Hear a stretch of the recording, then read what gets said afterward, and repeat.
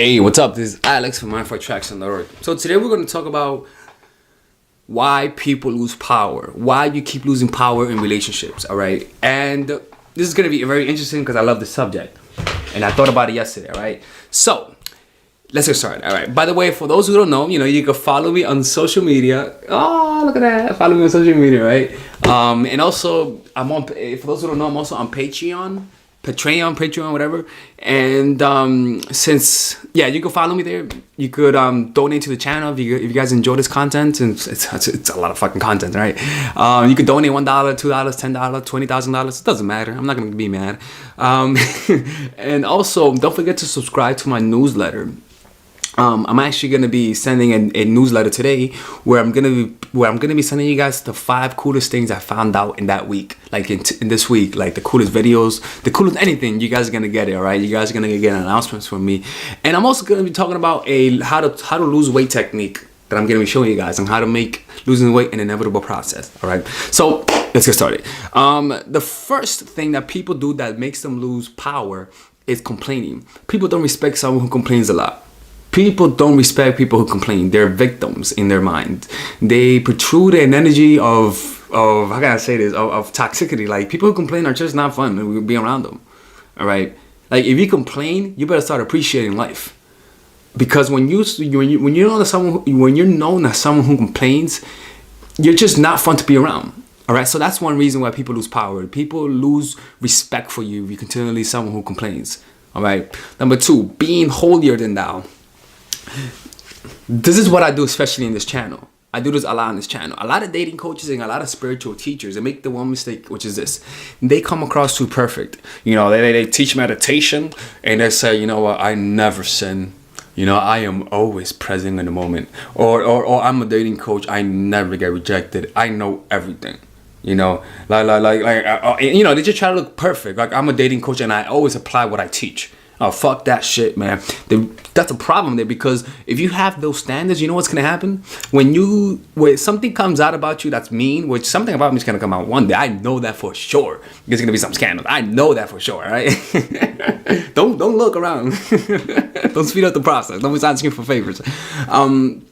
But essentially, the issue is that when you have such a high standard, by being, for example, like parents try to say, do as I say, don't do as I do, right? So the problem is that then when you say something, your children's gonna say, oh, you do that. Like for example, like I'll say, people still tell me, why don't you apply the technique? You say you're very impatient. I thought you meditate.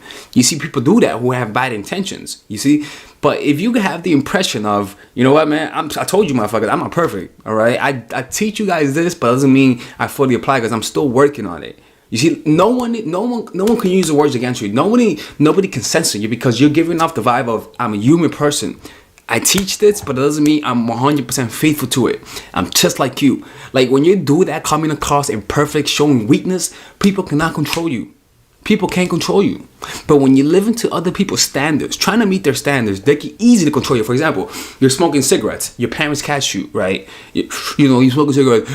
What are you doing smoking cigarettes? I didn't know you smoke. And you're ashamed of it. Oh, I'm sorry. How dare you? I'm sorry. They're feeding off of your energy. But what happens if you do this? Why are you smoking your cigarettes? Oh, my bad. I didn't know you guys didn't like me smoking cigarettes. I won't smoke in the house. How dare you not smoke cigarettes? Well, I smoke cigarettes. I'm sorry. Like, you see, like, they can't control you. Like, when you set the barriers, the standards low about your behavior, doesn't mean you're gonna be a fucking dickhead. But I'm just saying, generally speaking, don't act holy. Don't be holy. Don't try to be too perfect, because people are gonna use that against you, and you're gonna lose power. Number 3, your inability to say no. People will control you. A lot of people have, for example, you're working at a job, right? And you're trying to make a good impression at your job. Somehow, when you're trying to make a good impression at your job, it's kind of like you accidentally say yeah a lot. Don't you notice that? It's kind of like an automatic reaction. You say yeah, and you say to yourself, what the fuck did I just say yeah to? Like, that happens when you're trying to get someone's validation. So your inability to say no causes you to lose control, because people will control you. And this is the problem. It's not that they control you, it's that you're going to feel resentful. You're going to feel resentful for the world, is that's going to accumulate, and you can create an identity out of it. You're going to hate the world. You're going to say that the world is mean and manipulated, when in reality, you're the one that's allowing that to happen. You see, number 4, being reactive. Being reactive is reacting and taking seriously everything everyone does or says to you. You do it because you care what the people think. You feed off the validation. Whenever there's a lack inside of you, a lack of unhappiness, most of the time we try to feel that lack with other people's reactions, particularly those who we find of higher value. That could be our parents when we were children, but when we grow older, we begin to value our friends, so we value their opinion. But then as we grow older, we begin to value the other sexes because we want to have sex with them, all right? For right reasons, so very, very, very right reasons. All right, so as a result of it, you tend to lose yourself because you're reactive. You're looking for yourself in other people's reactions, see? And so people could use that against you. Now, these are the 5 traits that these are the 5 reasons why people are always living in reaction. Mind you, living in reaction is for example, like somebody tells you when you're a child and they tell you, hey, little kid, do you want a candy? You know what you do? You look to your parent. You say, and your parent goes like, and you go, yeah, I want the candy. You see, like, that's living in reaction. You see some stimulus that you may or may not want. You see what other people think. Okay, you guys like this? You guys like this guy? That looks cute. He's cute. Okay. Well, he's not hot. He's not hot. Everyone keeps calling him cute, but he's not hot. Okay. You know, like that's valid. Looking for validation. You know, that's being needed. But this is more what I'm talking about. You doing this? You see this channel? You're like, I like this channel. This channel's good. I don't care. I like it. You see, like, there's nothing in you that needs them. So they can't control you. So that's a way of manipulating the masses. You see? That's a part of the superficial social standards. You have a need, unhappiness. The society gives you that need. It shows you that everyone's having it. You see a leader that has a lot of conviction saying that that's what you need, and you go for it. You see? You close your eyes and you begin to live the world through second-hand experience. Rather than first-hand experience, you begin to believe things because other people are saying it. And the problem is that because you begin to assume that everything that the big people say is true, then that's when they can begin manipulating you, telling you what to do. You see? So you gotta have, this is the issue, is that people who are reactive have these 5 qualities. They have no personal sense of identity. They don't know themselves. They're who they are is based on other people's reactions, so it's malleable. They don't know themselves. It's ever changing. You see, not ever changing for the good, but ever changing for the bad because it's based on who's in front of you. You see, your values, what you value in life, what you want in life. Do you value security? Do you value this or that? It changes depending on the circumstance. You see, what you appreciate out of life. Most people don't appreciate things out of life. You appreciate things based on what other people appreciate. You see what I'm saying? Your emotional intelligence, right? Most people who are reactive have no emotional intelligence. They are reactive. They see something and they want it. They have impulsivity. They see something, everyone else wants it, and now they want it. You see, their emotions are not based on themselves. It's feeding off of the environment. And personal purpose in life, not purpose in general, what people telling you should do. They don't have no personal purpose. Their purpose is based on what the environment tells them they should. Go to the 9 to 5, you work at 9 to 5, you find out that you're unhappy, but you don't know why. But you fail to look at that in reality, you're being led by the masses. You're not looking into yourself. You're not living with your own intentions. You're just living by other people's intentions and other people's desires. You see, you gotta be the woman, you know. You gotta stay at home. You gotta be with the kids. Nothing wrong with that, but I'm just saying there's something wrong with it if that's something that you didn't decide. If that's something that you just assumed was right. The assumption that that's what you should do. That's why people regret things in life. And life never goes as they expected. Because they're promised that living by doing that role will bring happiness. Number 5, all right. The people who lose power. Okay, no, I'm still talking about being reaction. The ones who react are the ones that lose power. You see, like when you're reacting to the environment, you don't like what I do, I'll change it for you. Or nobody likes this anymore, let me change what I'm doing right now because nobody likes it. Like your happiness doesn't come from your self-amusement. It comes from what other people want. You see? So when you react to value, you get nervous. So for example, the reason why you react to people is because you see them as valuable. There's a lack of value in you. You see? For example, like let's say that you need a job, right? Let's say that you need a job. Let's say that you need a job and you're in an interview because you need that job. Their no is going to have more of an emotional impact as opposed to you going to a job interview, not needing a job, and them saying no to you. It's less to you. The reason why you react less is because they have less value. By value, I mean that the person who needs a job, that person who's interviewing them has value because they have something they need. You see? So when they have something they need, it means they have something they lack. And all of this is based on an internal thing, which is something that can be easily self-fulfilled when you become more present. All right? So what happens is that when you have that need inside of you, you feel like you need to fulfill it. You need to be happy.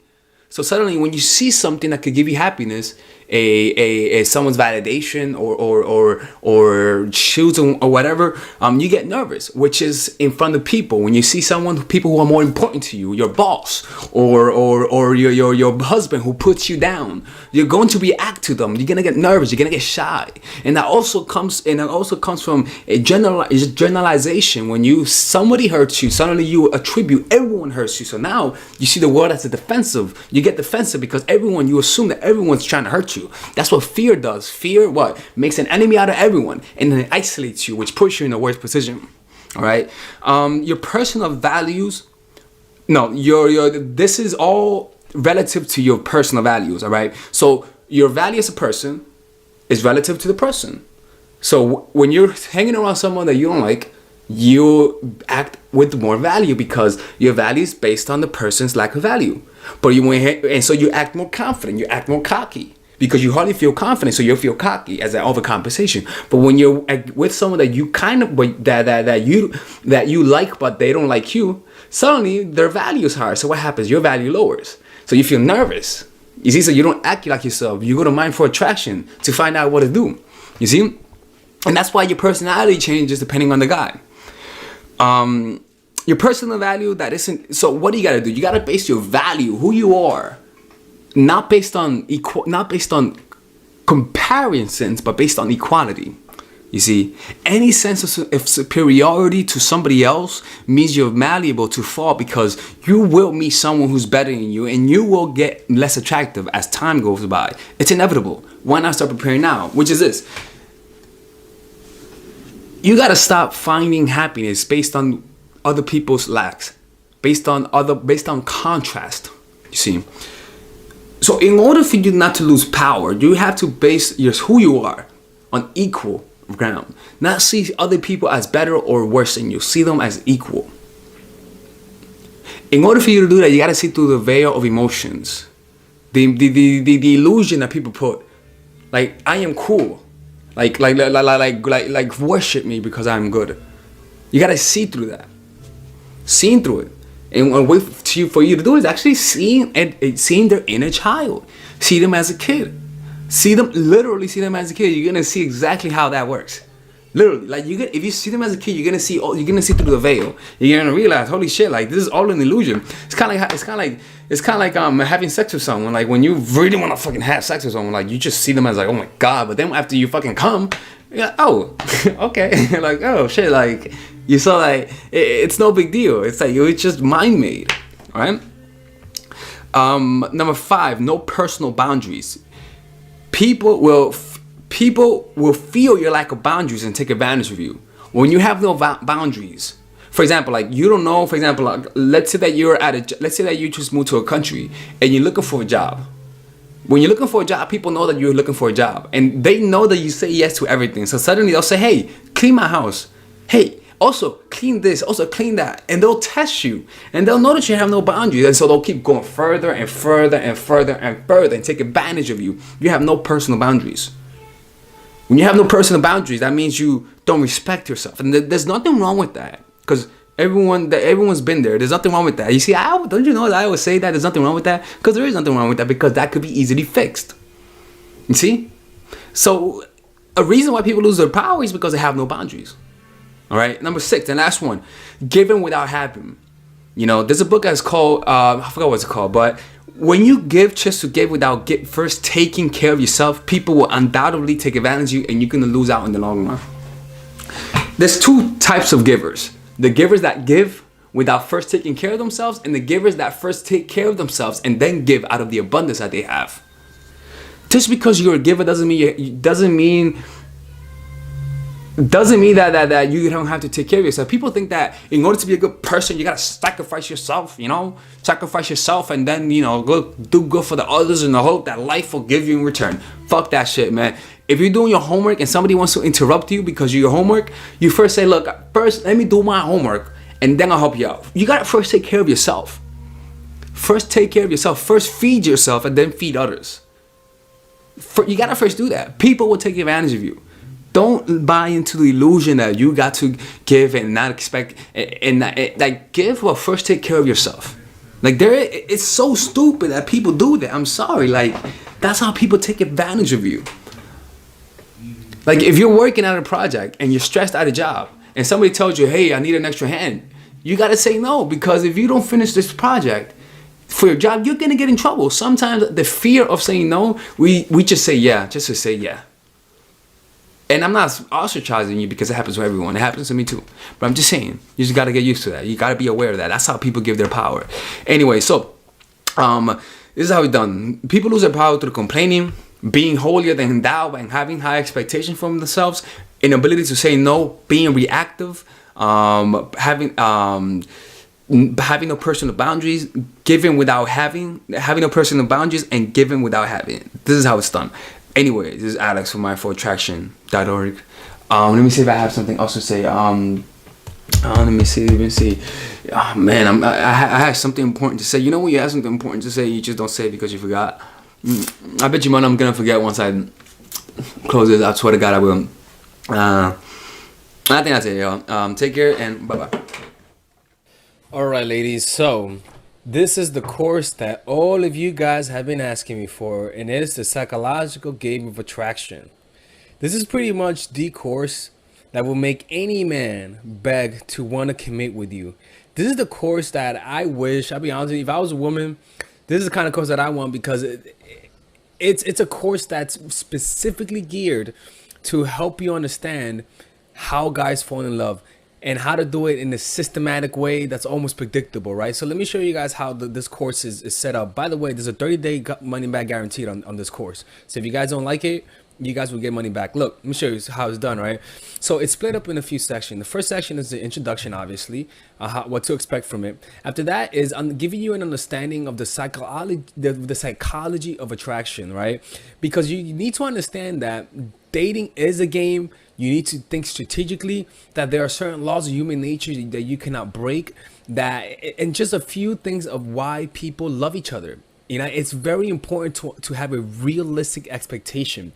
After that, we go into the three phases of every relationship. They all go in these three phases, and these phases could overlap each other at times, right? The first phase is the pre-honeymoon period. It is when you first know the person, or it is when you're becoming acquaintance with the guy, or it is when you guys broke up and are back together, or it is when you guys had a long period of you guys not knowing each other and now you guys want to rekindle things. This works in any point of the relationship that you need to spark interest and curiosity. So these videos are specific for that. Specific to create curiosity, how to get to know the guy the right way, using your non-verbals, how to create a powerful reputation. It's truly powerful stuff.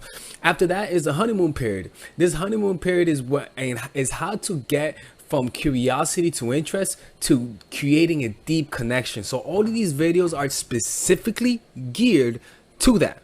Not the 30, no. These specific videos are there for this phase, and this phase is any phase. You guys are having a good, happy moment. You guys just got back together, and now you feel that peak. You feel that happiness that you guys felt. That's what this is, right? So these videos are there for that, creating a lonely fantasy, the preemptive breakup, the triangle of love, using words to control his man. It's powerful stuff. After that is the post-honeymoon period, and again, is a short list of videos, because these videos are there to solidify the connection that you already created. So if you just had an incredible moment, or you just came out of a vacation with a guy and everything went well, you better use this phase, because if you don't do this, he's gonna become disenchanted. It's just how it is. These are very specific videos, and if you and all you gotta do is just say, all right, where am I? I tell you where you guys are, and you just watch the video. It's pretty much like being coached by me. You got some bonus videos, stop being nice, dealing with the inevitable, how to deal with breakup, how to deal with getting over a dude. This is the how to overcome manipulation, identifying manipulation, deterring manipulation, defending yourself against manipulation, what to do if you're already in a manipulative relationship, and how to avoid them through detachment. It's pretty much an extremely succinct and laser focused course. Not one waste of motion. That's why I love it. And there's a 30-day money back guarantee if you guys don't like it. No questions asked, people. All right. And if you guys want to support this channel, this is how you support it. And I hope you guys enjoy this. All right. See you guys inside.